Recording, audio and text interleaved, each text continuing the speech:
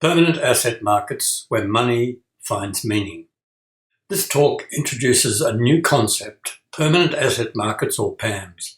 It explains what they are, why we need them, and how they level the investment playing field so the wealthy 1% do not have an overwhelming advantage as they do today over the rest of the population. The inspiration draws on the work of many thinkers, like Richard Murphy, who has highlighted serious flaws in our economic system, particularly the extreme concentration of wealth. If you are interested, he produces podcasts almost every day. Murphy argues that taxing wealth and closing loopholes on taxation on profits will make us for a stronger economy. While I agree with his diagnosis that we should tax not wages, but wealth, I believe we need other solutions. He's right that mainstream economics is flawed when it says that money markets distribute capital optimally.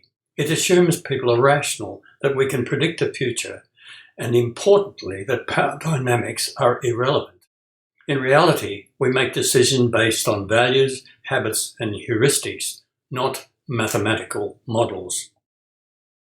Murphy points out that nearly all countries are in debt. But to whom do they owe this money? The answer is the wealthy. Yet the money is community money. It's not. It's produced for the community, not just for the wealthy. The top 1% own the vast majority of government debt and collect, on average, $40,000 in interest each, which in turn compounds. The global average income earned through work is only $13,500, and it does not compound. Moreover, there are few saving opportunities that can match the interest earned by existing wealth. That's a significant imbalance between the wealthy and the not so wealthy.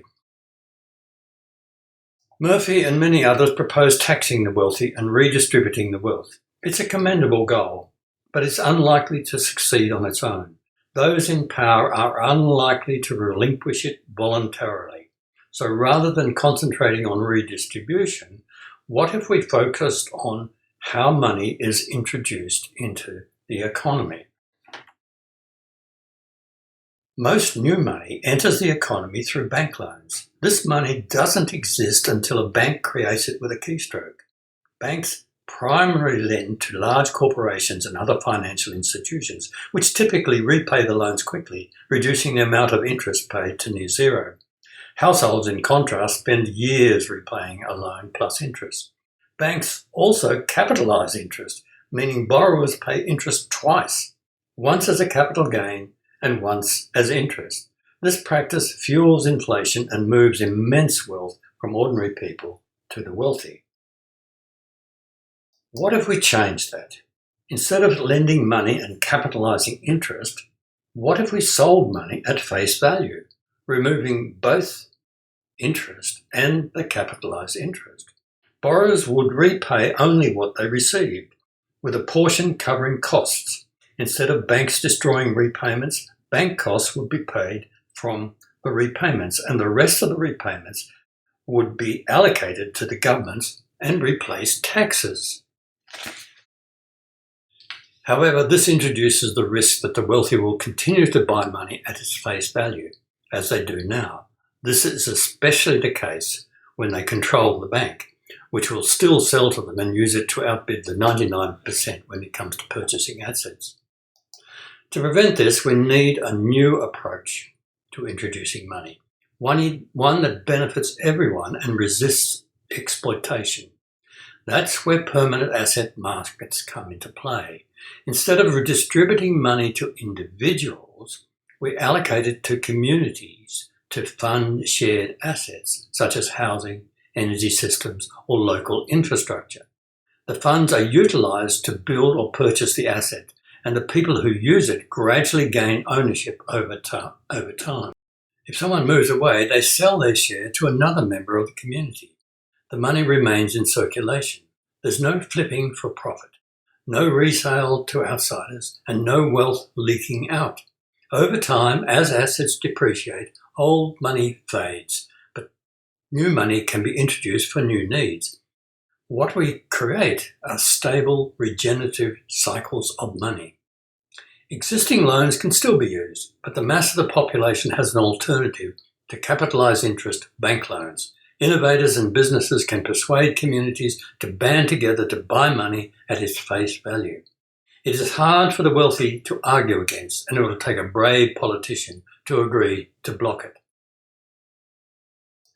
The effects will be profound. Productivity, defined as how much money is required to produce a given value of goods and services, would more than double. Inflation would decrease. Outdated metrics such as GDP would become less relevant. Instead, we would measure real outcomes, what is produced and how it enhances well-being. Innovation would flourish. Each community could experiment without jeopardizing the broader system. If something succeeds in one area, others can easily replicate it at no additional cost. Power would shift to where it's most effective, to the people who use and manage shared assets. We'd be better equipped to tackle global crises, whether the threat is climate change or economic instability. Empowered communities can respond quickly and work together from the ground up because local PAMS cooperate and not compete. Governments and banks can facilitate this. Your community can submit proposals to both and propose PAMS for various areas that require funding, starting with housing. I'm currently writing a book on Medium to provide a detailed explanation of PAMS with examples and answers the questions everyone has about the concept.